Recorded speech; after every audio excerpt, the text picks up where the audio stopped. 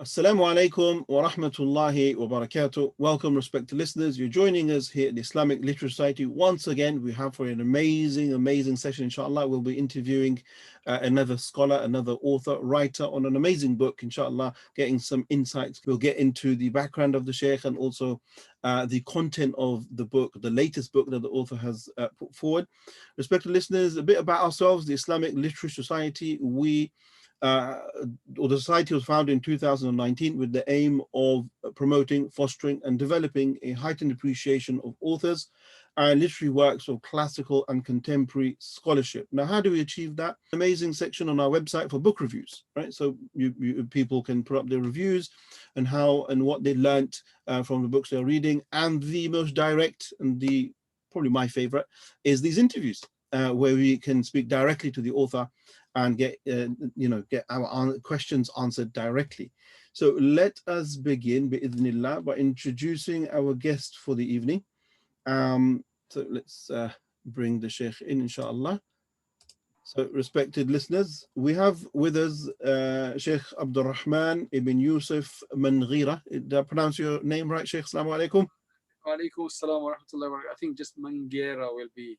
Mangera, okay, barakallah fiqh. Mangera. Now, just a bit of background into the Shaykh, mashallah, is born in 1974 and is a Sunni Islamic scholar, author, and founder of White Thread Institute and Zamzam Academy. And mashallah, the Shaykh has authored a number of different books, a few of them, Fiqhul Iman, and the one we'll be focusing on today is the healthy Muslim marriage, and an amazing topic. We all love to hear about marriage. He featured in 2020 edition of the 500 most influential Muslims. Inshallah, great achievement there as well. And Mangera graduated from Darul Uloom Bari. He studied Ifta at Darul Uloom Zakaria in South Africa as well. And then at the Mazahir Uloom in India, mashallah tabarakallah, he received a BA degree from the Rand Africans University in Johannesburg, mashallah, and an MA and a PhD in Islamic studies from SOAS, University of London, mashallah. And the Sheikh also has ijaza in transmitting hadith for a number of different scholars. Sheikh, a warm welcome. Assalamu alaikum wa rahmatullahi wa barakatuh. Wa alaikum assalam wa rahmatullahi wa barakatuh. Barakallahu feekum, jazakallah khair. Honored to be here, just be speaking about this really auspicious topics about ilm and knowledge and books, inshallah, anything to do with books. MashaAllah. And there's plenty of books behind both me and you. Huh? So people get to see a number of books there.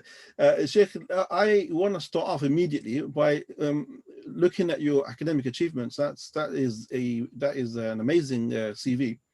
And I wanted to ask you about your insights and your feedback on your experience and where you've been and what you've studied, because you have studied, mashallah, in Bari, you've been in South Africa, you've been in India, Johannesburg, and then the last of the list is SOAS, which is the University of London. So what has your experience been like at these various places, and how would you compare your studies and learning at them? Yeah, I think each one of them gave us something different, and I've not stopped studying. It's just that we've been stuck for a few years teaching and family matters and everything, but I think the journey to studying is not actually supposed to stop. So it might sound a lot for somebody who hasn't done as much, but really it's nothing compared to what the people in the past used to do, and some people still do. So it's just, each one of these places had, I studied in the UK first, but then you've been hearing all along that our scholars of the past, they traveled a lot. So I thought, let's travel. So I traveled for the first place I traveled to was actually India. Okay. And I saw how different it was, right? But then I came back, and the reason why I came back is while the teaching there was very, very good, but because I was losing out on English and I felt that I had to eventually do my work in English, so let me come back and study in England. And so I graduated from the seminary in England, came back and studied.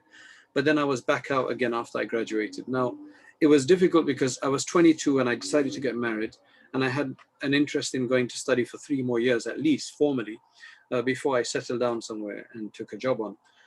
But I was supposed to get married after that. But what then happened was that something came along and it was just perfect. So I got married. And some friends who'd known about me going to study afterwards, they'd said that, okay, since you're married now, you're not going to study anymore. Right. Okay. And I completely understand. A lot of people ask that. You do, to go out to study somewhere, a lot of factors have to come right. Otherwise, it's not easy. But alhamdulillah, Allah bless the wife. Allah bless the wife. It was, we got married, and then within 1 month. So I graduated from the seminary, then got married. And then within 1 month, I essentially went on for a very, very long honeymoon to South Africa, where I actually studied. So it was like a honeymoon, you can say, but with the studies. And that was a very intense year of study there, doing the Mufti course at one of the seminaries there, and also the honors degree at the Rand Afrikaans University. MashaAllah. Then after that, I went to Syria. So that was, I've always wanted to go to an Arab country to study. So that was beautiful, mashallah. And those were the glorious days of Syria, where a lot of foreigners had come to study at the time. This was before all of what's happening right now, and may Allah bring it back to that glory. It was a wonderful place. I mean, at that time, when the time I spent in Syria, there was no Coca-Cola, there was no mobile phone, there was no Pizza Hut, there were no chain stores at all. It was just, mashallah, it was absolutely amazing. It was absolutely amazing. And there were numerous scholars there teaching in the different masjids, and you can attend, and the environment was absolutely amazing, right? So I got to benefit from that. And then after that, I went to India and studied there again, because many of the teachers I'd studied by, they'd originally been from the subcontinent and kind of you can say the mothership, Darul Uloom Deoband or whatever, Saharanpur. Many of my teachers were actually from Saharanpur. So I said, let me go and study there. Okay. So I went to study there, and it's very different, that you benefit in different ways. And then the challenges are different as well. India was probably the toughest. Okay. Is that, would you say that's because of the climate and the method of teaching? The climate. I think the method of teaching was good, but the climate, by this time, I had my wife and my child. It was about a year old. And the electricity would just go off 24 hours, and mosquitoes, and I don't know. I actually, now that I remember, I was off for a few weeks there because I got hepatitis at the time. But despite all of that, if I look back, actually, it's probably my most productive year as well, in terms of the sheer amount of stuff I got. Right. And my takeaway advice from this is that when you are away from your normal routine, your normal distractions and normal environment, I think you can get a lot more done, because you got none of that to focus on. Mm-hmm. You got no dawats to go to. You've got, you don't have to do the visits and take care of all the other normal local stuff. Right. But I must say that was actually a time with no mobile phones, though. No, there were mobile phones by that time. I did have a mobile phone, actually. Yeah. But it probably wasn't such a big distraction. There was no smartphones. Right. Okay, that's very interesting. And then, Sheikh, you finally concluded that with SOAS. So how does that compare then? All of your studies were pretty Eastern, and then you wrap things up with SOAS. So how did that feel? So I had a bit of experience because I'd done my honors degree at the Rand Africa, which is now the University of Johannesburg in South Africa. So I had some experience of that. So I came back, and I was in America. I was going to go to do a law degree, but then I had to come back to the UK. So I decided, let me go and do a master's and PhD. That was really interesting. And SOAS, particularly, Professor Abdul Halim has done a very good job down there. Mine was Islamic studies, obviously. I went for Islamic studies. And different people have had different experiences with Islamic studies in different universities, because it depends on who's teaching the department, or who's teaching the particular course or giving the seminar or whatever. But what he's done, mashallah, in SOAS, throughout my history, my university experience, I've never had to sit and cringe at anything that was said, because mashallah, I was fortunate enough to have decent professors, right? Who were challenging, but they were, mashallah, on the case, they were on the manhaj as such. They weren't, alhamdulillah, I think that made life a lot easier. And of course, I was very busy at the time. I was an imam. I had 4 children by then as well. So my university was going in and out. I had no time for MSA. I had no time for anything else. In fact, I don't know if you've been to SOAS, but next door to there's a little shopping kind of area called the Brunswick or something. And I'm not joking, in my 3.5, 4 years I was there, I didn't even know that existed. Right? Because once I went in, after I graduated, and the person I was going to meet said, let's meet at the Brunswick. I said, what is that? He said, oh, it's just when you go further down. And I went there, and there was a coffee store there that we met at. and I didn't even know it existed because I just had no time, which is good. I stayed away from a lot of the fitna, Yeah. a lot of the Distractions. challenges, distractions. Yep. Yeah, mashallah. Yeah. What was your PhD on? What was your topic? My topic was it was the first fatwa. It's a manuscripts of the first fatwa collection in the Hanafi school. Okay. A person called Shaykh Abdur Rahman Samarkandi, so originally 1,000 years old author from Samarkand, Uzbekistan today. He compiled about 150 years of fatwas before him. It's the first fatwa collection in Hanafi school, so it had never been published, but it had pretty much been quoted by nearly every major author after him. So very pivotal study. So I worked on about 5 of the manuscripts of that book, and yeah. Okay, mashallah, impressive. Sheikh, the question that comes to our mind immediately is that, in order to study, one needs to have the desire and needs to have, a push to wanting to keep going. And you've traveled different places and written books and been different. How did you manage to maintain that zeal and that enthusiasm, that desire to just keep going? That's a very difficult question. It's a very difficult question, and I know that I should speak about it in a way that others can benefit, but I still have that zeal. Like, I wish I could just give up stuff and just go and study. It's just always there, and I think that's just. I really don't know how to answer that question to benefit somebody else. Let me angle it a little bit differently then. Yeah. There's a lot of youngsters and Muslims that watch these interviews, and one of the aims and the objectives for the Islamic Literary Society is to push people in this field, like yourself, to get them to do PhDs, to get them to read, get them to write. That fire, that flame, how do we put that in people, and how do they maintain that? I think for some people you have it. And they don't need to, because there's just some people, they've got a zeal to do something, right? So it's actually easy. Now but it's not enough that we only have those people do it, because they're very few. In any subject, there's only going to be a few people who's going to have a breakthrough in science, who's going to keep at it and develop a new contraption of some sort, right? So what we need is, alhamdulillah, and that is increasing in the UK at least, right? We've got many seminaries. Actually, just before coming onto this interview, I just gave a half-an-hour lecture to a class of 15 plus, about 20-something graduating women, who've just finished the seminary studies. And that was my thing to them. Look, Allah has placed you in there's very few people that get to study the deen, at an advanced level. Now Allah has given it to you. So what's your responsibility? Now your responsibility is now to become the chain for the next people, right? To be the continuum. Because if my teachers graduated and then went into something else, right, or hadn't even studied in the first place, we wouldn't have studied here. Now, if you look around just around London, you're in London, I'm in London, right?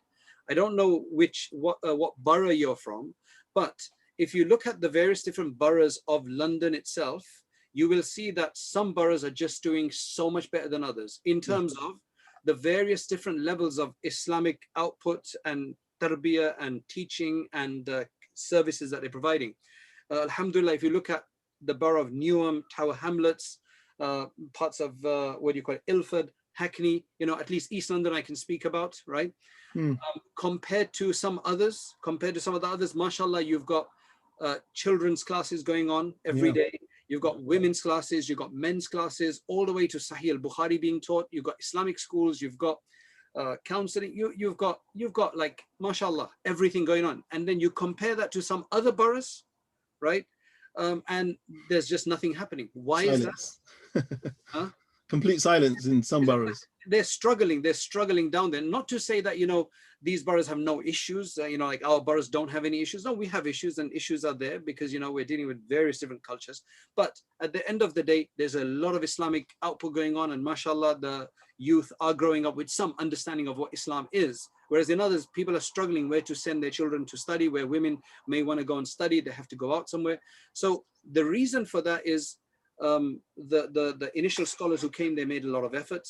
And then the people there were actually willing to send their children, if not locally. For example, if you go to West London, there's a masjid I go to give khutbahs in many times, the Sri Lankan center. It's in Harrow, right?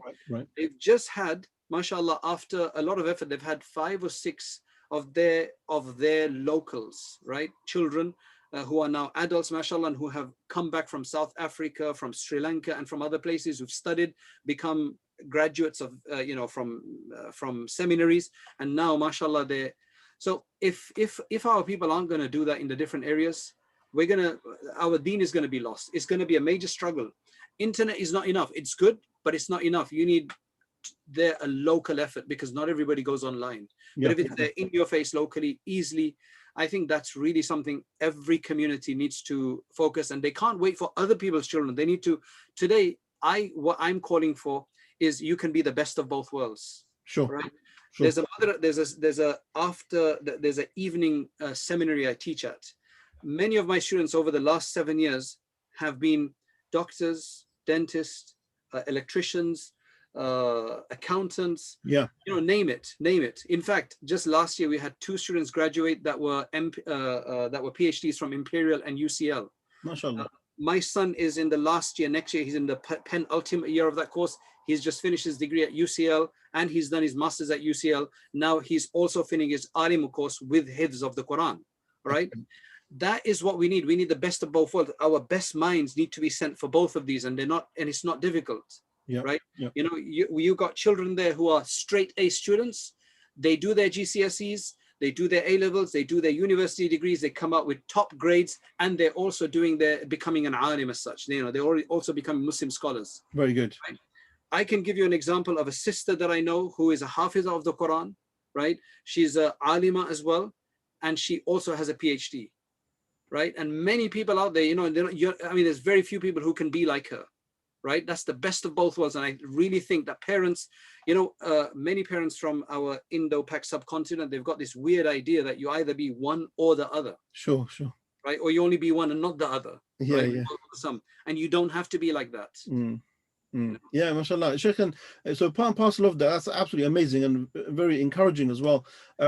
What about, the importance is an obvious one, but the importance of reading, how do we instill that into our youngsters, into our youth, of wanting to read and continue to read? How important is that to develop that kind of progression in learning and in growth? That's a really good question. And I think a lot of people are wondering how they can get their children to read more. I don't know. Maybe I can share with you what we've done. Sure. My children, until they get a smartphone, are readaholics. Okay. Until they get a smartphone, then it's a problem. Okay. But my youngest 2 right now, one is 14 and the other one is 10. But since they've been 6 or 7 years old, the punishment, I tell you, what their punishment was, you're not allowed to read for the next hour. Okay. If they did something wrong. One of my children, the teacher complained that you need to tell him he reads when going from one class to the next on the staircase, going up the stairs. He goes, that's dangerous. Why? I don't know. I think it's because my wife used to read to them lots from a young age when they're going to sleep. Okay. I think everybody can start that. Read books, because I think the psychology here is that when you're very young, right, you're very impressionable. And these books are really good, like prophet stories and other good stories like that. So when you're going to bed, if the last things that you're going to bed, last 15, 20 minutes is a nice story from a book, that tells you, wow, a book has good stuff in there. Right. A book is worth it. Right. I think that's the psychological connection. They love their books. Right. That's, right. Yeah. Now, in Ramadan, they're not allowed to read anything but Islamic books. Okay. Right. So I know one of them, when he was 7 years old, he read The Conquest of, I don't know, this big, massive 2 volumes, Conquest of the Sahaba. It was one of the books they just read the whole thing in Ramadan. Right. So they will read them. They will read. Right. They will read. But you need to instill that love for them in reading. Now, if parents can't bother reading to them, right, then it's going to be tough, because parents don't want to read. You can't expect your children, man, do this, but you don't do it for them. Okay. So that's the sacrifice of the parents. Yeah, creating that environment, putting books in front of them so they can kind of see it. Okay. Sheikh, you have also written a number of different books, as I mentioned in the beginning. Can you share with us the need or the importance, again, of not just reading, but also writing? Especially from an Islamic perspective, you encourage people to write as well as to read? Absolutely. I think the Enlightenment in the West was because many books were produced. People started to read them, and maybe the Muslims were a bit, against the printing press in the beginning and whatever. Yeah. So, not going into that history, but I think books need to be out there. Yes, there's going to be a minority of people that will read, right? But the people that I think there's a lot of important people who are reading, and for them we need to have more good books. To be honest, nowadays, because printing has become so easy to do that you can actually print on demand, just put out a PDF, upload it onto Amazon and other places. Printing, there are hundreds of thousands of books being printed, published, written every single day. Right. And now the task is to write good stuff that will actually, because we're competing with obviously games, a lot of visual stuff out there, Sure. right? That's what it is right now. But I still think reading is going to stay forever, right? The qalam will remain forever. That's a very, I think there's a very innate nature, a natural aspect of that. اقرأ باسم ربك الذي خلق خلق الإنسان من علق اقرأ وربك الأكرم الذي علم بالقلم. Right. So I think the qalam is never going to go, right? There's still, the industry for the printed book is still there. It's not lost because of the electronic books, for example, as well. So I think there's always going to be that. But what we need is good books. And I think one area that we're really suffering in, two areas. One is for children, and number two is fiction.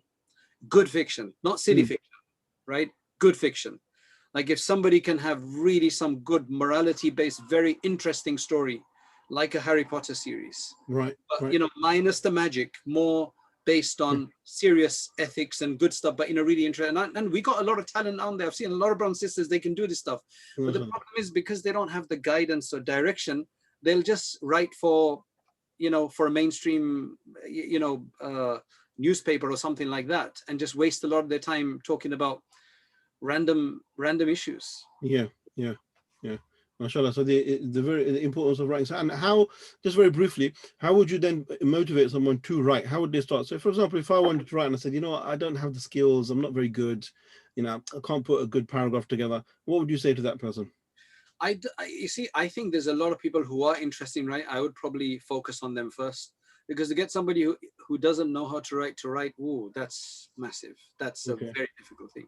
So I mean, I would say those people who do want to write, let us help you to determine what best to write. Like I had a really in-depth interview with somebody about, what are the barriers or boundaries rather of writing fictional work? How far can you go? Yeah. Because there's going to be issues. They're like, how much can you represent of, graphic issues, of sensitive issues, So I think number one, we probably need to put that kind of guidance out there first, so that those who already have it, they can actually start writing. There's a market for it. Mashallah, they'll make money probably from this as well, right? In terms of if they want to make a career out of it. And those who actually want to start writing, then I think the way I started, I didn't take any formal course or anything, is you just put pen to paper. What they say is that when you put pen to paper, then that becomes organizing your thoughts. Until you don't put pen to paper, then it's just disorganized thoughts in your mind. If you have a great idea of a story, you don't know how to write, start writing. I remember the first authorship that I did was a book called Fiqhul Imam, right? Probably one of the most complex books I've written, because it's about in-depth juridical issues, the difference of opinion of the prayer of salat. And to represent the various different technical terms and so on is extremely difficult. I've never written anything so significant before. I remember I wrote the first chapter, which is a small chapter in there. And then what happened is I had two students in my class who I thought had better English than me. So I would give it to them to edit, and they edited it, right? And I thought, okay, it's wonderful now, right? I thought it's good enough, in my opinion. And then I wrote the next chapter, which was a much longer chapter, much more complex in terms of a lot of Islamic law and juridical terminology and everything. After I finished writing that one, I read my first chapter again. And it was awful. It was awful. Within 2 months, I had already improved. That I could actually say, okay, this is what I thought was good is actually awful. I'm going to have to write that again. So the only way to learn is to put pen to paper. There's no other way. You wanna start bodybuilding. There's no way you can do it sitting at home. You need to start bodybuilding, right? Organize your thoughts, and if you can take a course, that would be much better. If you could take a writing course over the summer or something. But really, I think you could really, really help people. If you've got thoughts in your mind and you want to start writing, you can really, really help people, inshallah. Okay, mashallah. So that brings us to our next question very nicely. and that is your latest book, which is The Healthy Muslim Marriage. Could you tell us about your drive? What made you write this book, and why this particular topic? Yeah, that book is a bit about a frustration. So I've been helping people with marital situations, having been an imam for most of those last 20 years. I've been dealing with people's marital issues for 20 years, right?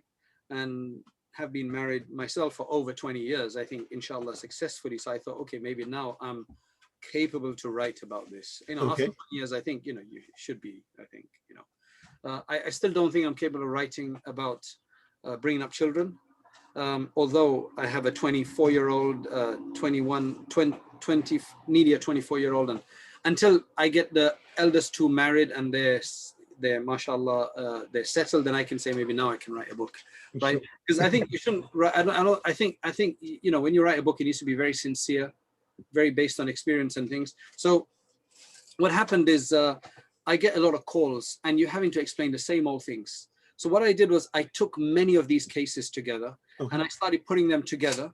And it's not a fiqh book. It's not a book of do's and don'ts. It's not a book of what's your rights and what's his rights, because that's not what marriage is, right? If anybody's going to reduce marriage to that, they're going to have a really dry, boring, weird marriage, right? It's a lot more lively than that. So essentially I go all the way. I thought, let me write a book so that people can read it. I'll do a series of lecture for it. And if it can help, you know, 100, 200, 1,000 people or whatever, improve their marriages, alhamdulillah.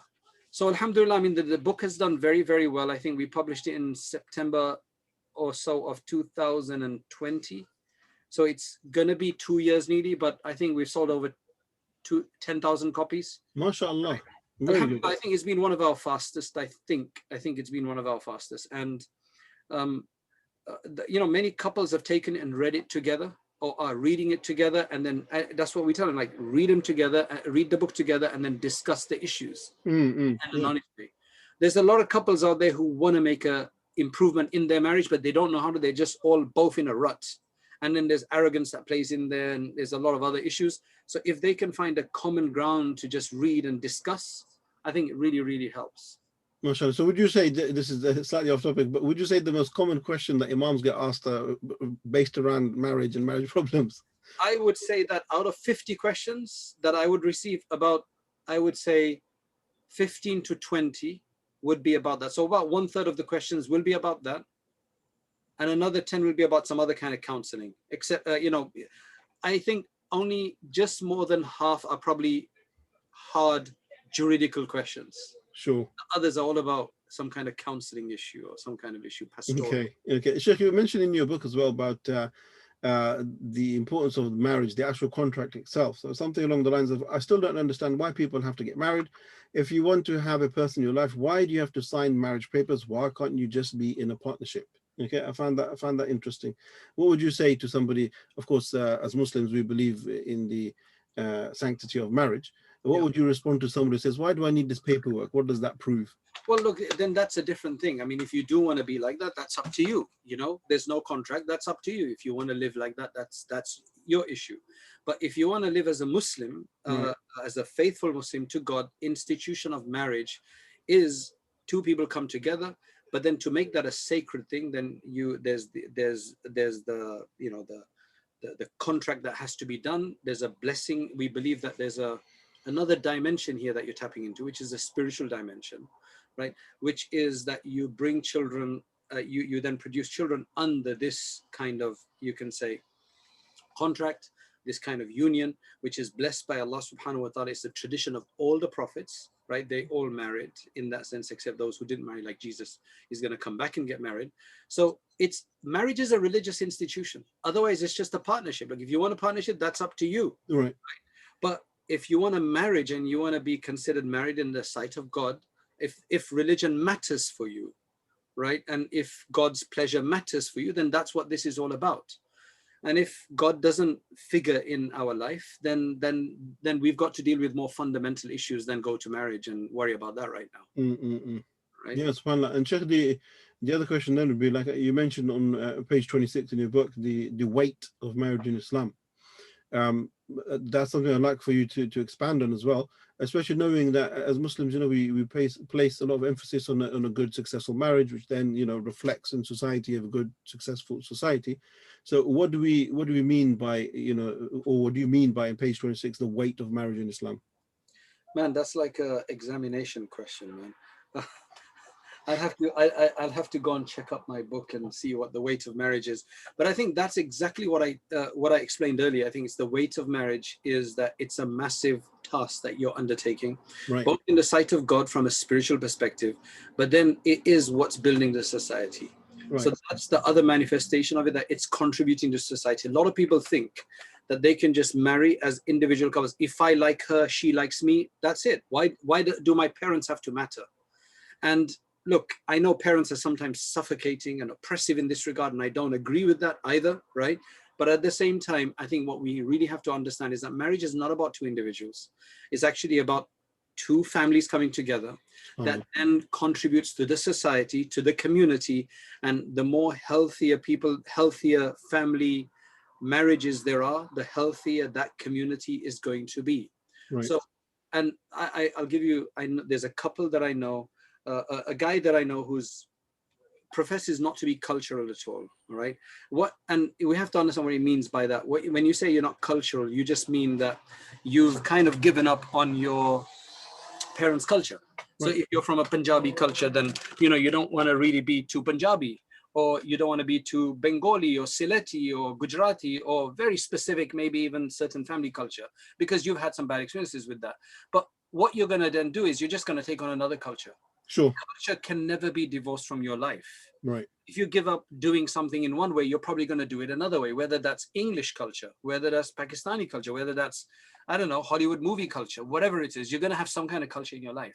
So anyway, this was a Gujarati guy who got married to a Bengali girl, and they both said, we're not very cultural and so on. However, after they got married, he lived in front of his parents, and she had sisters who were, one sister was about to give birth, and she felt it was necessary for her to be with her sister, right? Because it's a culture or something, all right? And he had a problem with that. Why do you have to be there for so long and so on? And then he would, obviously they would visit his parents. And when you go there, then you have to cook. So she's like, why do I need to cook for, right? We had promised that we're not going to do anything cultural, but it's silly. You can't take culture out of your life. Like, come on, like be open about it. Be practical about it. So I think a lot of people have an unrealistic idea of what marriage is, and that's what messes it up. And so yeah, Sheikh, good. And chapter number 4 in your book, which is a very common question that gets asked a lot, is about how to find a spouse. Okay, so brothers and sisters ask this question all the time, right? So based upon your research and what you found, what would we say? People are concerned, we don't have any halal alternatives, or when we jump onto the net, we don't know who we're talking to. Is it a real human being or not? What would you say? If this person, right, is a person who, if this person is from a family that have no Muslim families in that area, they're in some kind of outlying area where there's only non-Muslims, then this question is valid. If you are in a community where there's loads of Muslims, there's a masjid and so on, I don't understand why you can't find a marriage partner, right? I'm going to be honest. I know that my answers are very unconventional, because I just can't believe that somebody can't find a marriage partner. So I got a call from a father who said, can you please help me out here? I've got 5 daughters and so on. And my eldest is 30 years old. We've been trying for such a long time to get married. Now, he's from a community that has lots of Muslims and from the same ethnicity as them. Okay. So I said, what, can I speak to your daughter? I'd like to speak to your daughter to see what the issue is. Sorry, this light is playing tricks here. No problem, that's fine. Let me just put this light on. I said, let me speak to her. I spoke to her, and essentially what happened is that initially, because she had been put off by her ethnicity, by some things that happened in her family or whatever, she wanted to marry a convert. Now, in the area that she lives in, there's not many converts. Now, it's wonderful. Converts need to be married and brought into our communities, but she just couldn't find one that fit the bill. So she waited for 4, 5, 6 years, and now she's broadened her scope again. A lot of the time, I think that if you can't find somebody, it's either because you literally don't have anybody around you, or you're very particular or too particular about what you want. Right. Right. Now, I know this doesn't answer questions for everybody, but use whatever facility that you have. You know, a lot of the so-called matchmaking aunties that we used to have, they've gone underground. Because why did they go underground? Because they generally get blamed if something goes wrong. Sure. Right. What Right. I'm suggesting is go and see one of these kind of very popular aunties in the area. Look, I want to get married, or go to the imam of the area or whatever and say, I want to get married. This is what I'm kind of looking for. If you know anybody, let me know. And if anything goes wrong, I'm not going to blame you. Right. Yeah. There's no, and inshallah, they will produce something for you. There's also, nowadays, what's happening is that instead of what you would have got for free from this so-called auntie, right, or uncle, you're having to pay for it on some of these matchmaking sites. Sure. But I've heard a lot of these matchmaking apps and sites, they're very distracting. For many of them are very distracting in terms of what you're supposed to be on there for, especially for men. It's very distracting because, you know, it's quite a bit of a challenge in terms of what you're trying to look for and what you're coming across. And Sure. so there are some good ones. I've heard there's some really good ones. Use whatever facility there is, but always don't get emotionally attached with anybody before you actually are willing to properly move forward. Otherwise, you know, you're going to have, you could be really left sorry and regretful. And Sheikh, inside your book as well, you also make mention of compatibility between two people. Of course, that is absolutely ideal, but it doesn't always happen. Sometimes you end up with two people who are like chalk and cheese. What would you suggest in this? Should they still work on their marriage and try to, you know, work things out, or actually, or what do you say? What's your opinion? You know what? I've seen the most amazing things where two people are very similar to each other. They've gotten along, and some people who've not gotten along, even though they're very similar to one another, because there were outside influences. They were fine, but the parents were not fine. There were people who were constantly sabotaging the marriage. Then you've got people who are completely, you would think that they're incompatible, right? And what is compatibility at the end of the day, right? There are some factors that we can say about compatibility, but then there are other factors which are very difficult. There's an element of barakah and blessing in that as well. I would say that a person, if they're married, there's a reason that they've been married. They should make a best effort to try to sort things out. And I don't think what a lot of people do is they try to sort it out themselves without getting anybody else involved until it's too late, as a last resort. And I don't think they should do it. They should get help sooner than later. But the people they need to get help from are people who are objective, not biased. Right. Sometimes I mean, while you can bring your parents into it, but if you're going to get them involved in a way that, and you know they're biased, and a lot of parents are biased, right? Then you may be actually sabotaging if you let them take over sometimes, because the mother is not going to be the same as the way you know your husband, for example, or the way you know your wife. So you do need help, but try, of course, you can consult your parents, but try to get help, because I get so many people who will call after it's all messed up, and I say, like, why didn't you tell me 6 months ago? Sure. You know, why didn't you? I said, oh, you know, we want to try to, but it's difficult. I mean, when do you know when to tell someone? Or when you see that it's getting difficult, you just can't deal with it yourself, then get some help. Sure. Yeah. And so the compatibility is very important. Likewise, Sheikh, another exam question. So on page 170 of your book, you talk about communication. So what is the key point to better one's communication between husband and wife? Key point, I think, is if you feel, this is what I think, that if you love the other person and you want to make this work, then you're going to try to give them the benefit of the doubt, right? We all make mistakes, and the older you become, and if we're becoming wiser as well, we notice that we can make mistakes in the things that we say sometimes. We should actually recognize where we make mistakes, that we may be an exaggerator. You know, we may do a bit of exaggeration, or maybe we don't say the full story. We speak in riddles, or maybe we speak very in an abridged way where we don't give full information. Maybe that's where the confusion. Maybe that's how my wife is, you know, maybe that's how the partner is. So I think if we can communicate and then we can try to compensate for that. Mm.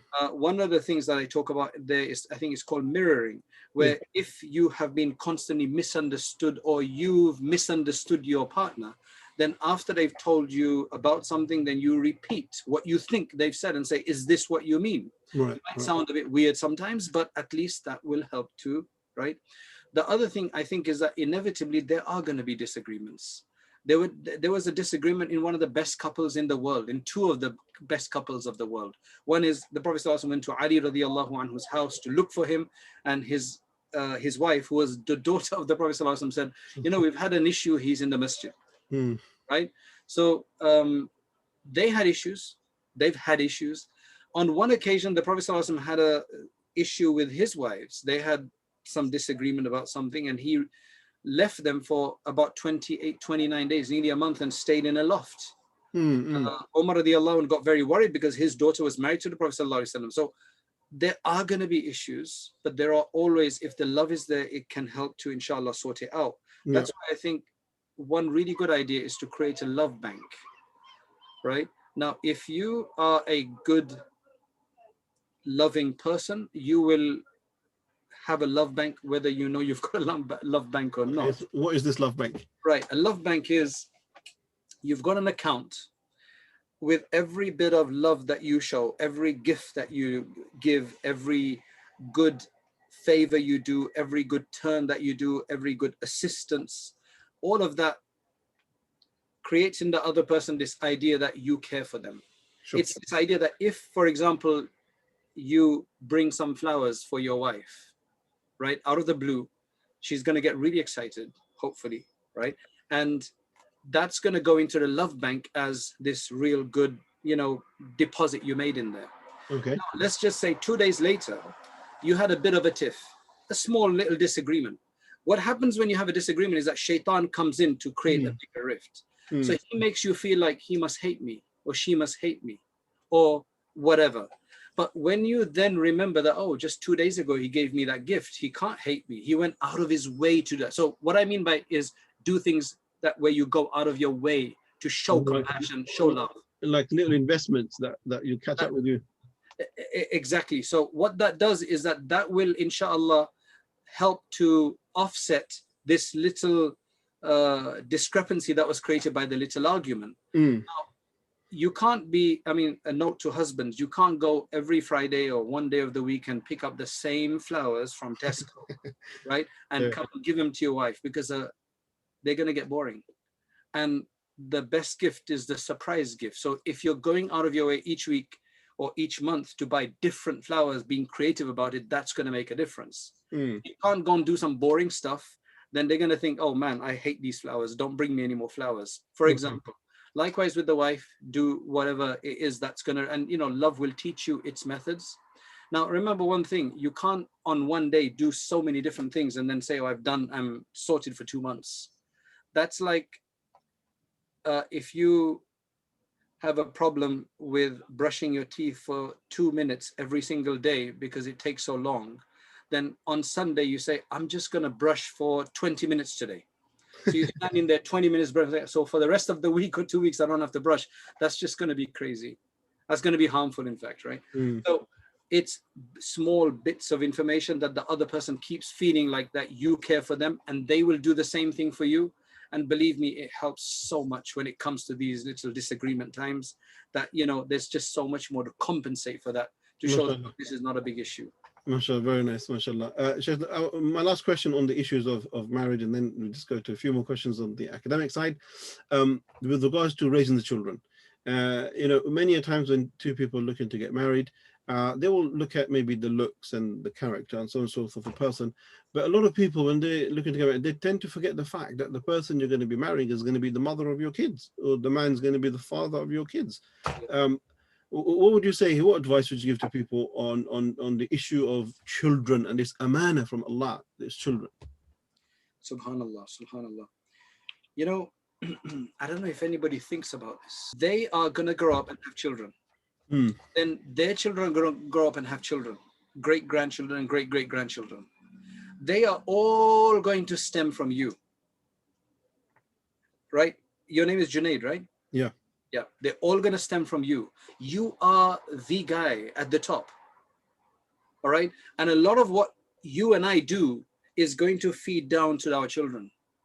Did anybody ever think about it that on the day of judgment, we're going to arise there and there's going to be these thousands of people that are going to be our children?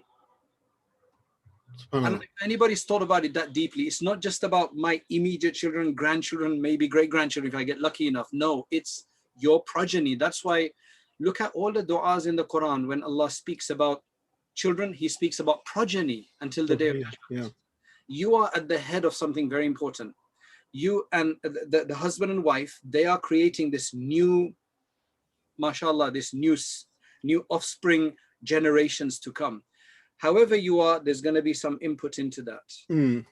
Right? If it's balanced, wonderful. If it's not balanced, then there's going to be imbalance in that system. Right. That's why a lot of the crazy stuff that goes on outside is done by people with a lot of rage that came from very unbalanced homes. All right. And subhanAllah, there's so many times in my travels, I've come across people who I didn't know, but I saw some very good qualities. You know, when I go for Hajj, you get to really live with somebody for 2 weeks, you know, who is joining with you in your hotel room, whatever. And you find some people with some amazing qualities and you find, where'd you get those qualities from? And then I remember a lot of them, they'll mention, yeah, you know, I had this grandfather or this grandmother who was this from this particular family or something, some good qualities. They will filter down.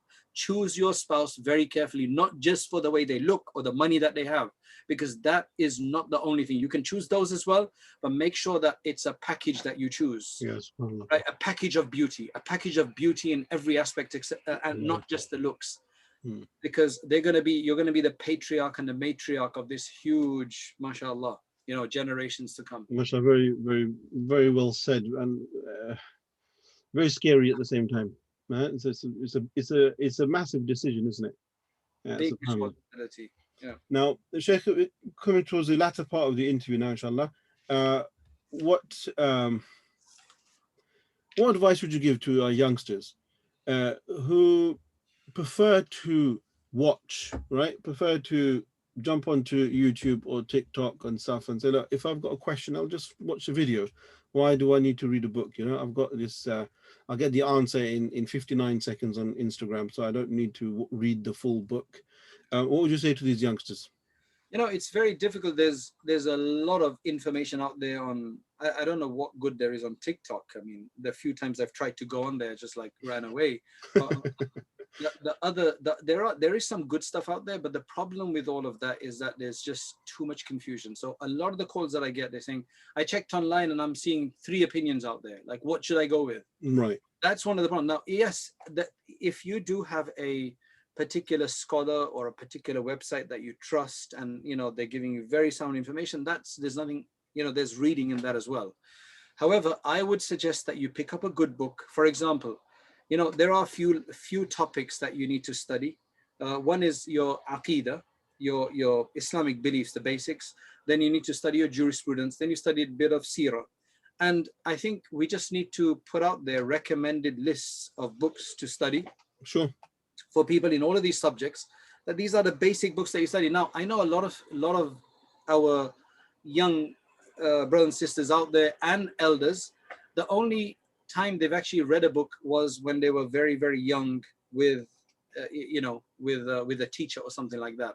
But they read it and studied a book at that time with a very child approach. They weren't mature yet. You need to study Islam again, I think, with a mature approach once you become older. And for that, there's a recommended list of books that you should read. Okay. One of our books that we published, which is a book written by Prince Ghazi of Jordan called A Thinking Person's Guide to Our Times, has this really nice list of recommended books in all different subjects, including secular subjects, right? At the end. Sheikh, what's the name of that book? A Thinking Person's Guide to Our Times. Okay.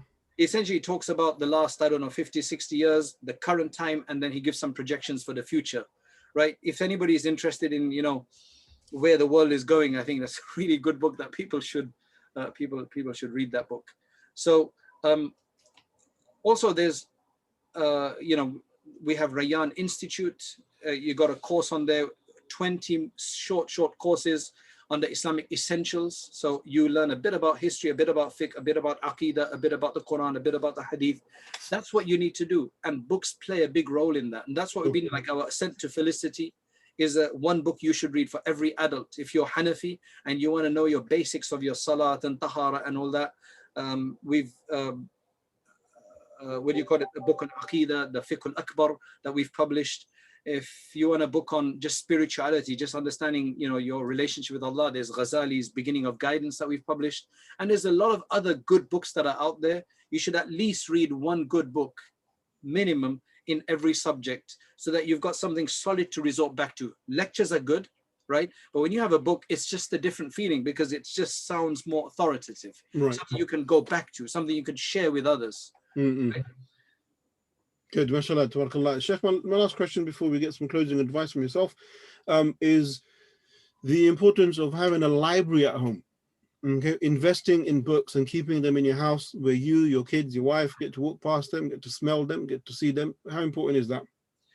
I think, inshallah, if you can inculcate the beauty of reading, then having books, I mean, you're asking the wrong person, but yeah, you should at least have a set of good books, not just these show table big books, you know, that you leave there. I don't know, you know, but there needs to be some. I mean, what I would like to buy from, what I'd like to buy for my children is, you know, you get the nice illustrated stuff about the world, Doreen Kindersley stuff, and all these other books.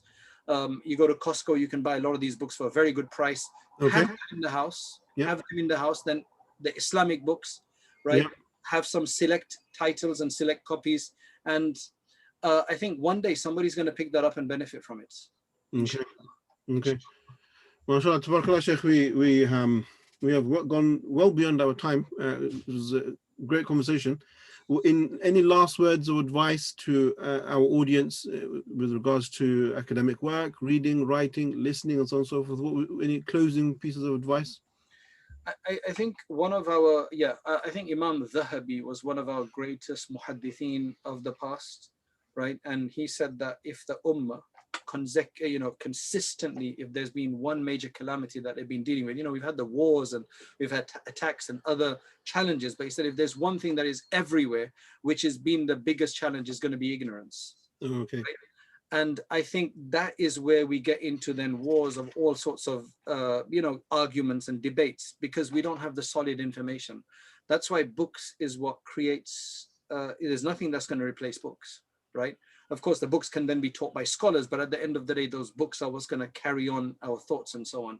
So support organizations that have anything to do with books. Support, in fact, organizations that have anything to do with the propagation of the faith, the proliferation of it, the transmission of it, the continuation of it. Part of that is the literary, the whole literary world. If you can't be part of it, then support it in some way or the other, right? Whether that be by spreading the word, donating, contributing, giving out free books, encouraging somebody else to write a book on a certain topic, sponsoring a book, whatever it may be. But you, inshallah, and then that can become a sadaqah jariyah for you. Because remember, a book will last for a very long time, inshallah. Yeah. Right? And as long as it lasts, anybody that benefits from it will be rewarded. So you may not be writing books, but if you sponsor a book or you sponsor the propagation of a book or free copy of the book, you will be rewarded for everybody that benefits from it, inshallah.